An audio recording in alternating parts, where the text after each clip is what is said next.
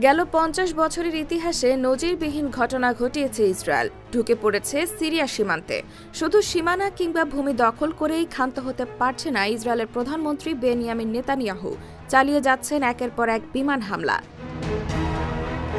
আসাদের পতনে যখন প্রতিবেশী দেশগুলো দেশে বাস্তুচ্যুতরা নিজ দেশকে নিরাপদ মনে করে ফেরা শুরু করেছিল, ঠিক তখনই চালানো হচ্ছে বিমান হামলা। ফলে দৃশ্যমান প্রতিপক্ষ ছাড়াই আবারও অশান্ত হয়ে উঠেছে সিরিয়া। এ নিয়ে তীব্র নিন্দা জানিয়েছে সৌদি আরব, কাতার ও ইরাক। আল জাজিরার প্রতিবেদনে এই তথ্য জানানো হয়েছে। কাতারের পররাষ্ট্রমন্ত্রী বলেছেন, দোহা মনে করে সিরিয়াতে ইসরায়েলের হামলা দেশটির সার্বভৌমত্বের ওপর আঘাত এবং আন্তর্জাতিক আইন লঙ্ঘনের শামিল।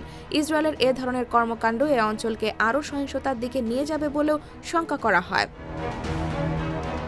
মুখ খুলেছে সৌদি আরবও।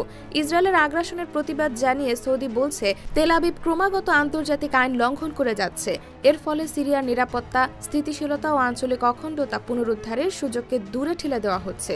সেই সাথে জোর গলায় রিয়াদ জানায়, গোলান মালভূমি আরবের অধিকৃত অঞ্চল। ইরাক বলছে, ইসরায়েলের এ কর্মকাণ্ড আন্তর্জাতিক আইনের স্পষ্ট লঙ্ঘন। সিরিয়ার সার্বভৌমত্ব এবং অখণ্ডতা রক্ষায় জাতিসংঘের নিরাপত্তা পরিষদকে দায়িত্ব পালন করার আহ্বান জানানো হয়। সেই সাথে ইসরায়েলের হামলা বন্ধে দ্রুত পদক্ষেপ নিতে বলা হয়।